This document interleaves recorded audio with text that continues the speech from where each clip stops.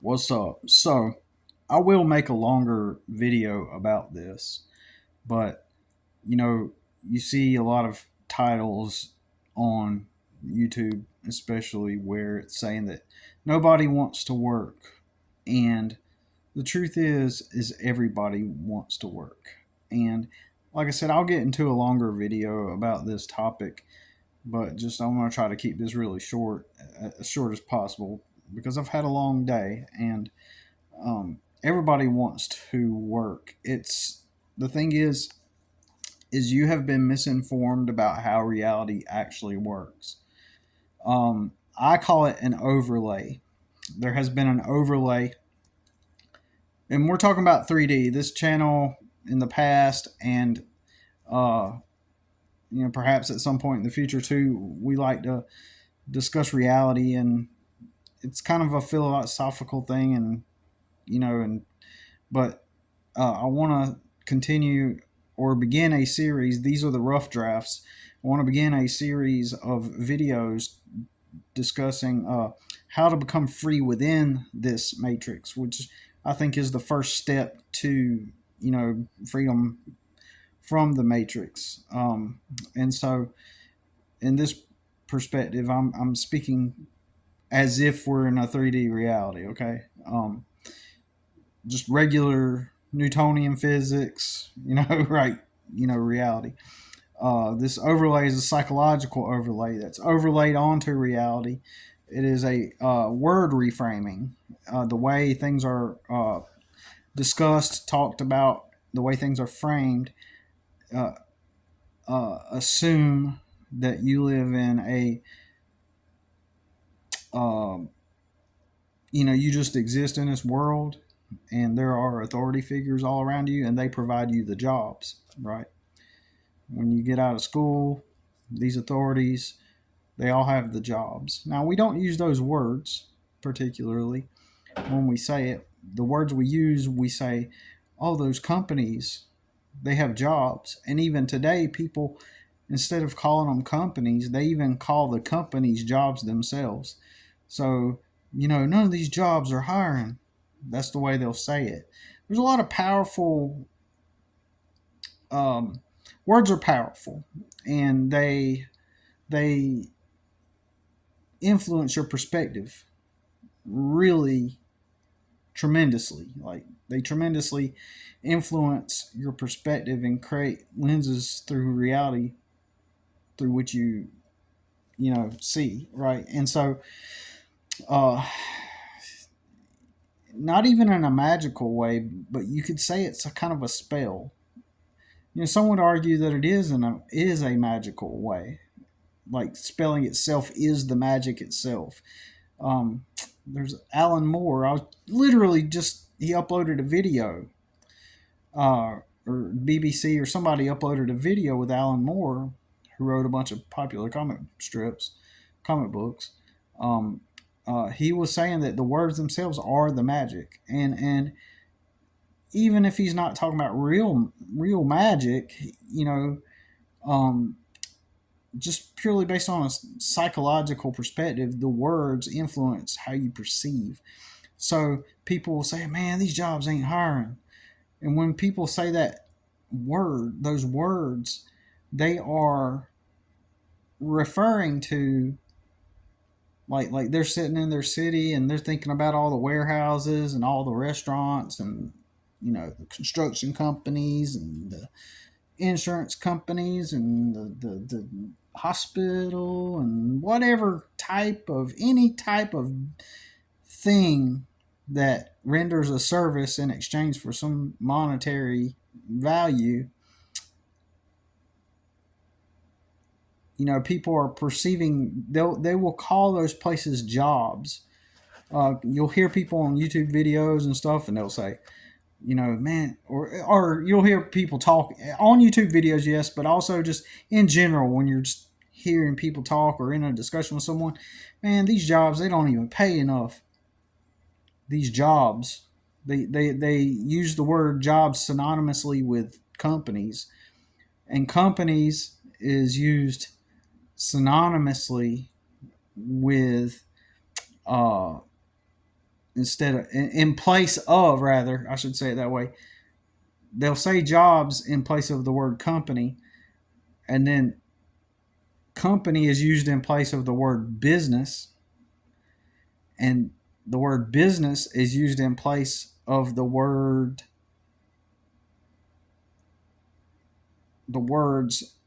some sort of operation. We'll just word it like this: some sort of activity that one of your peers is doing to make money to live on his own terms. So we go on that spectrum from jobs to companies to businesses to somebody's organized series of activities to render a product or a service so that they can live life on their own terms.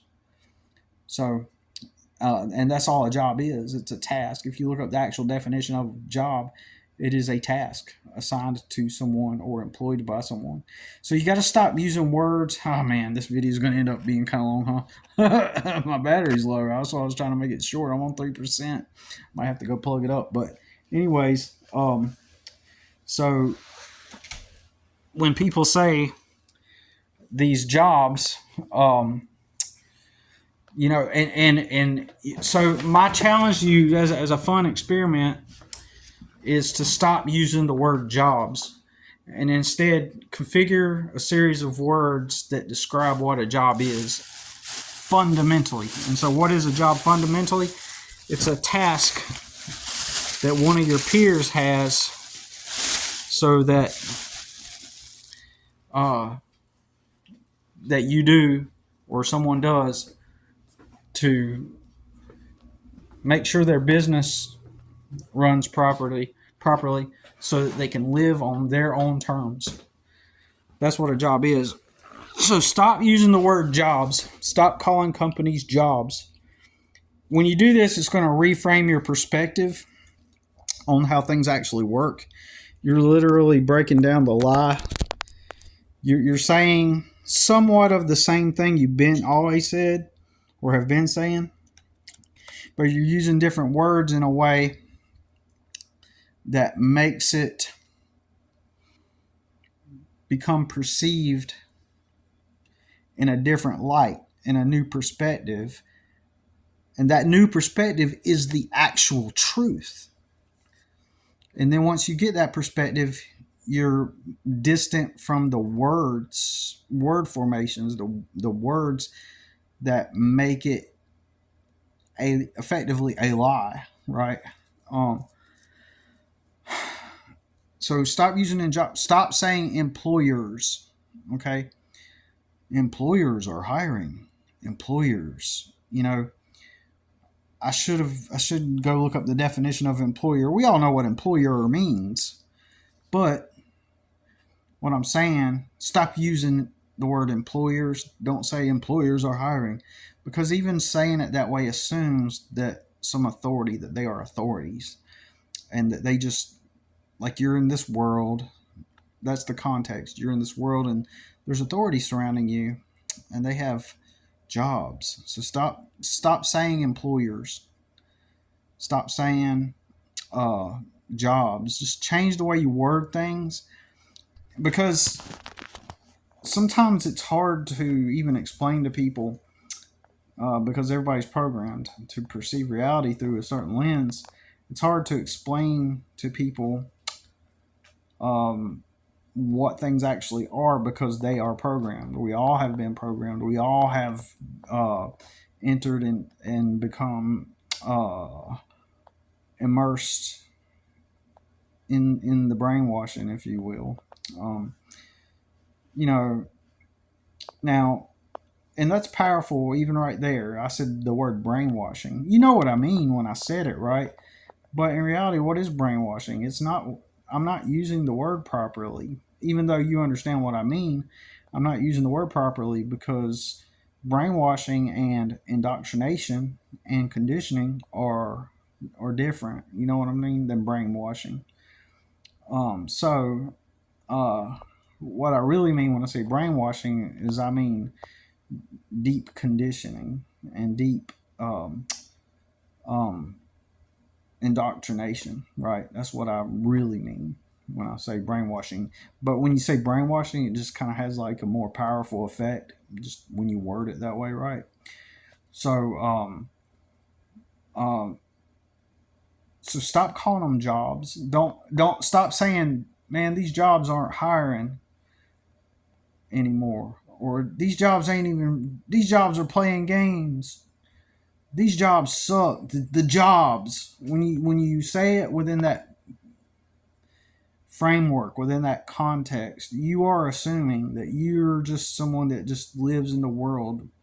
This is going to make sense even more in a moment here, but it just and I'll explain in a moment. So you're just someone you like everybody else. That they're born in the world, you're born in the world, and you're just there's all the authorities and they have the jobs, and so you go to what public school or school in general, but most of us public school. You go to the public school and they teach and what's the premise in the context? What kind of narrative are they already immediately when you are 4 or 5 years old or whenever you start school?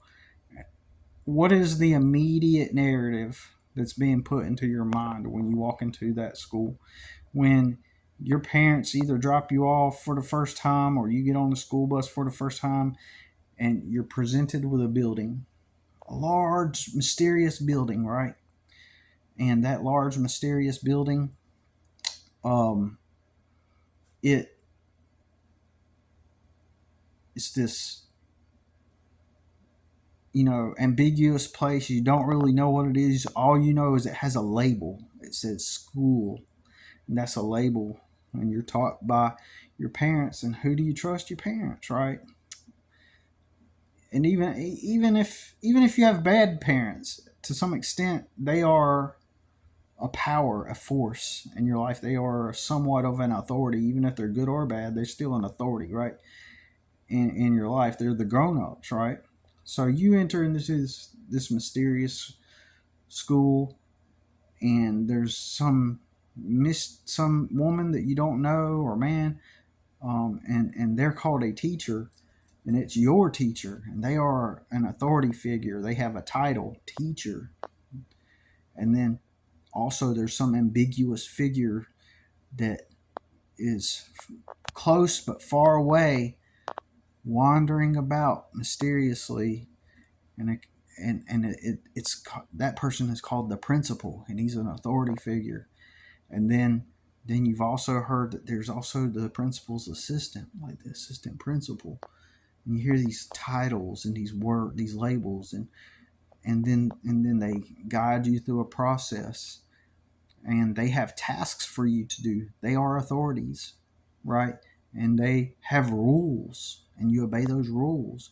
So that is the narrative. That is the imprint. That is the overlay that was conditioned into your mind, right?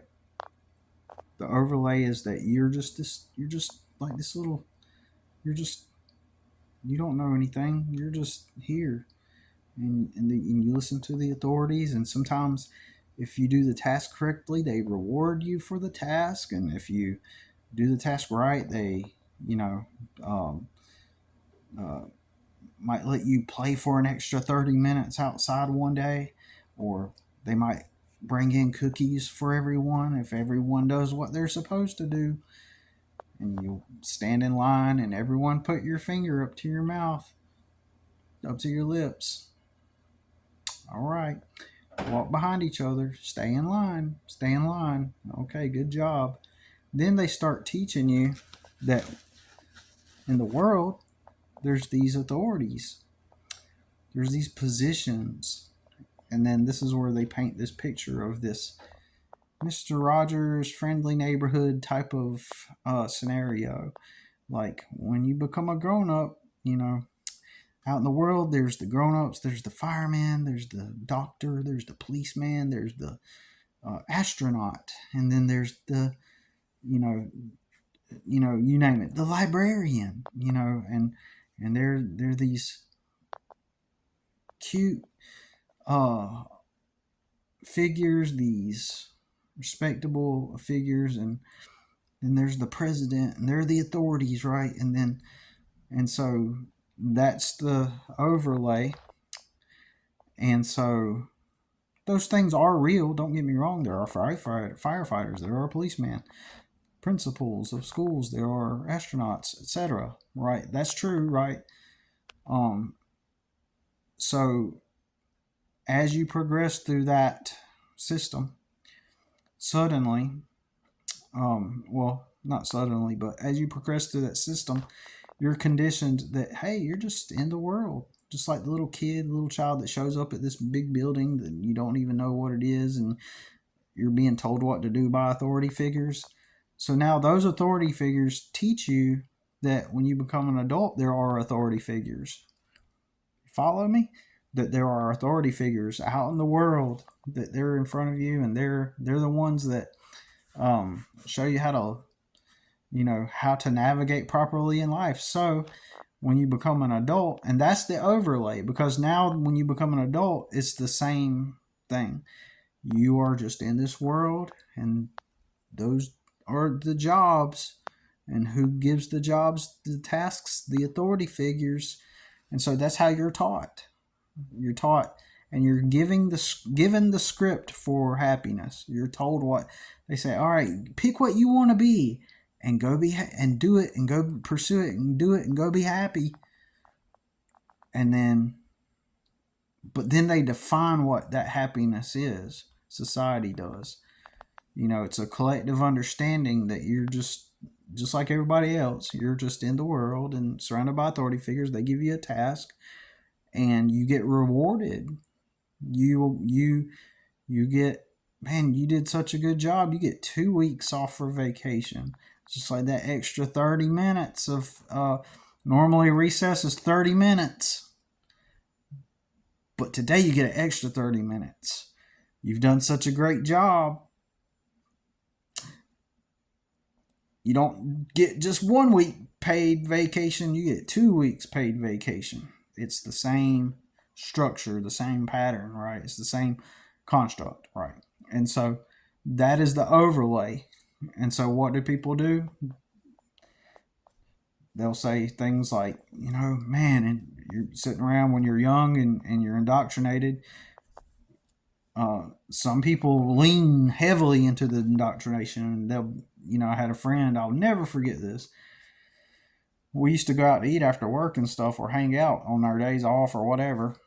And I recently he believe it or not, is going to go work at the White House. He has already worked at the White House, and he's going back to work at the White House. And so occasionally when he comes into town to visit, he'll come hit me up, and we'll go get coffee or dinner or lunch or whatever. So anyways, back in the day, he would say,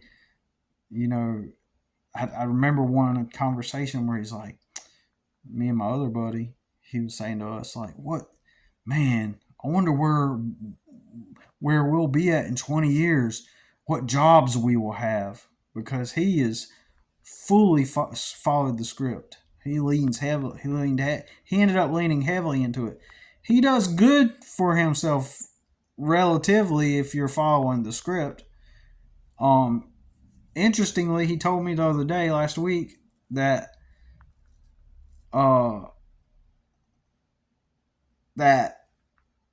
he doesn't tell people about his job. When he's not clocked in at his job, he's like head of media on a Navy ship currently. When he says when he's not working and he talks with people, he never talks about his job. He just doesn't even talk about it. That doesn't make sense, really. Even though he's relatively successful relative to following the script. He's very successful, right? He can retire really early, probably in his 50s, right? But in my opinion, this is no disrespect to my buddy, but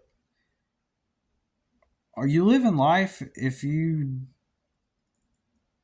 have been assigned a task to get paid for and you've got really good money, but you don't tell people, like he said when he's got a wife from Thailand and he goes to over there to visit her family and stuff sometimes, and he says when they'll ask how's his job going and stuff, and he said he'll say the basic stuff is going good, I'm doing the media still, etc. But then he says he'll cut off the conversation like that. He's not fully, he's still in the because he asked me, because he's seen some of my Facebook posts, and he's like, so like tell me, like, what is your thing with all the jobs and stuff, he goes. And I'm not going to get into my reply, but basically he's still in the indoctrination where you just are in the reality and you're surrounded by authorities and the authorities give you the jobs, right? And that's not how reality actually works. That's an overlay. That's a script. That's a lens, a film that's been overlaid onto you, like kind of like a filter, right, or a lens, right? So he's not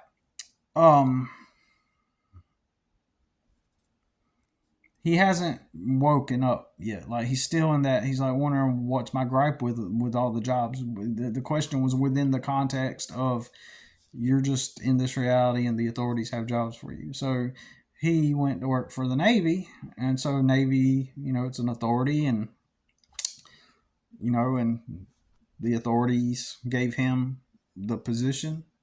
He followed along. He worked his way through that system.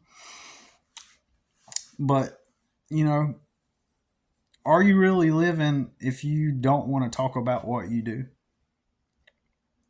You know what I'm saying? And he does good for himself, right?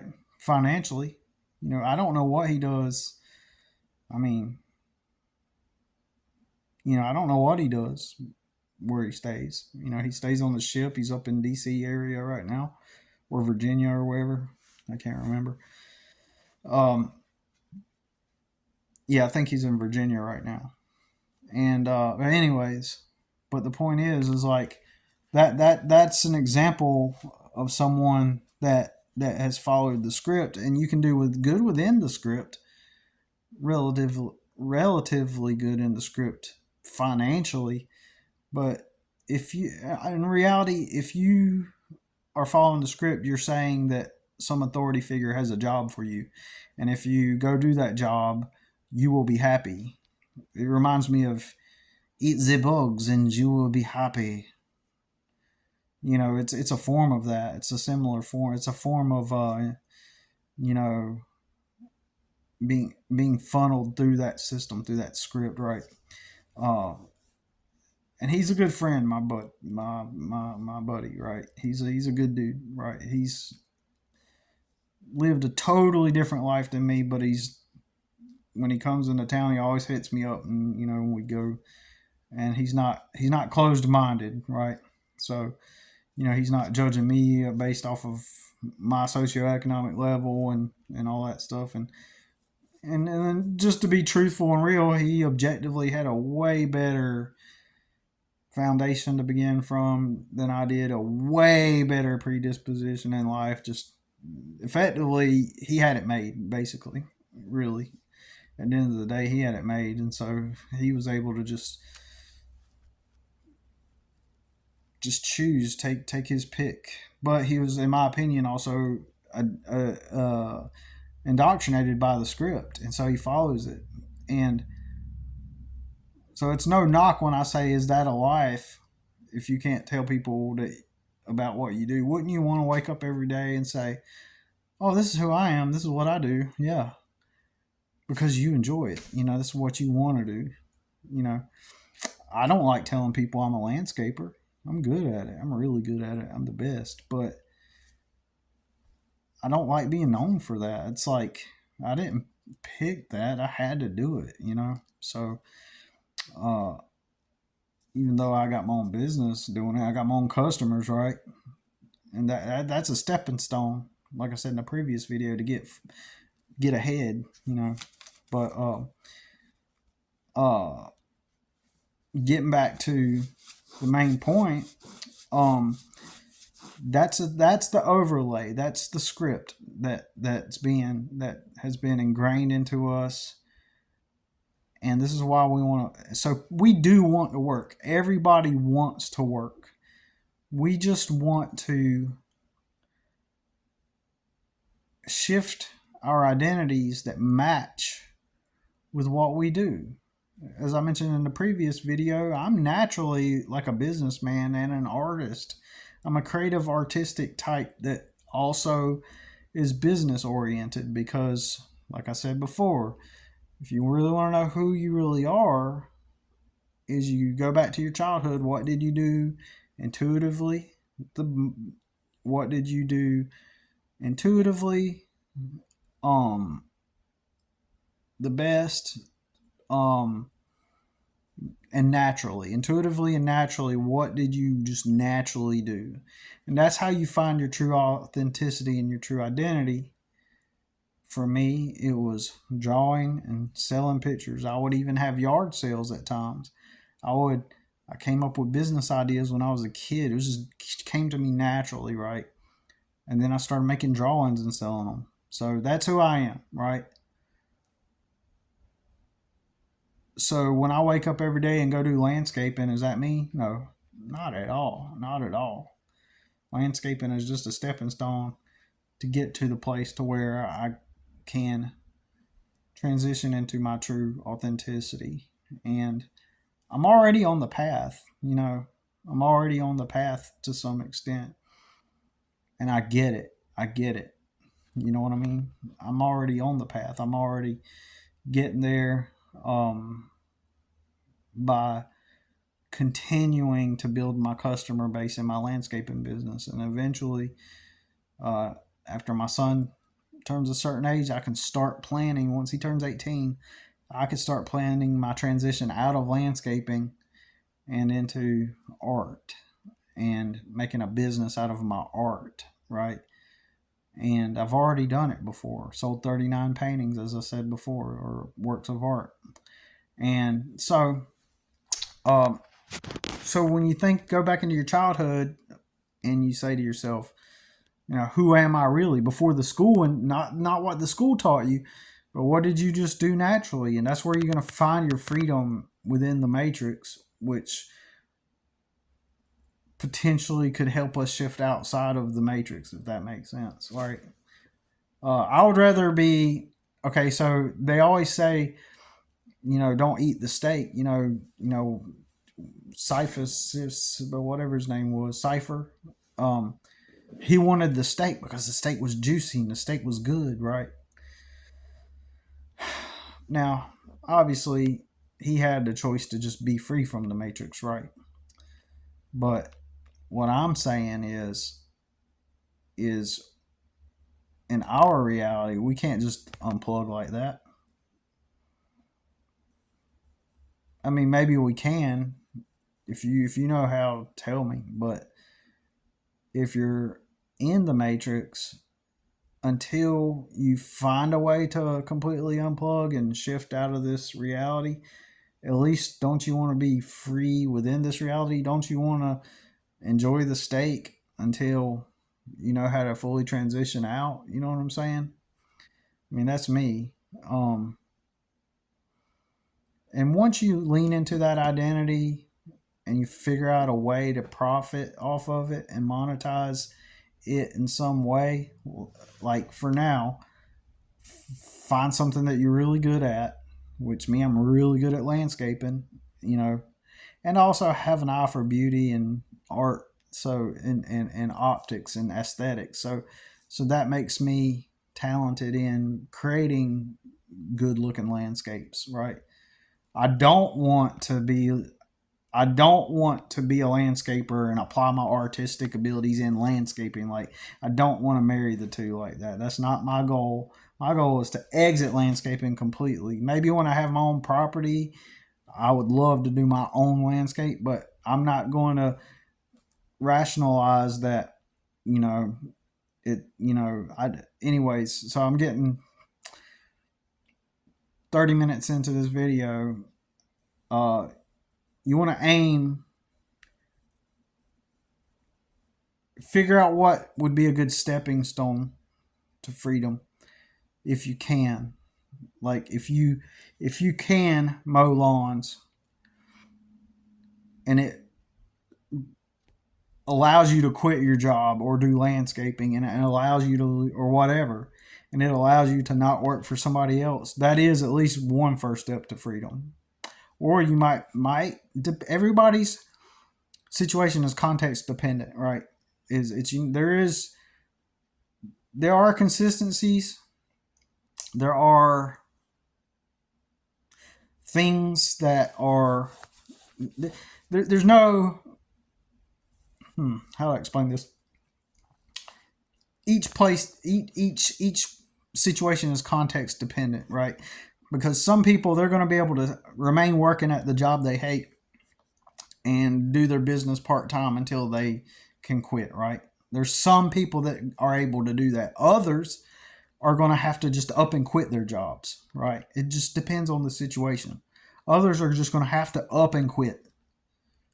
Some are going to stay at their job, and then in a few years, they'll make enough with their business and now they can quit their job. Others are, like in my situation, I had to up and quit.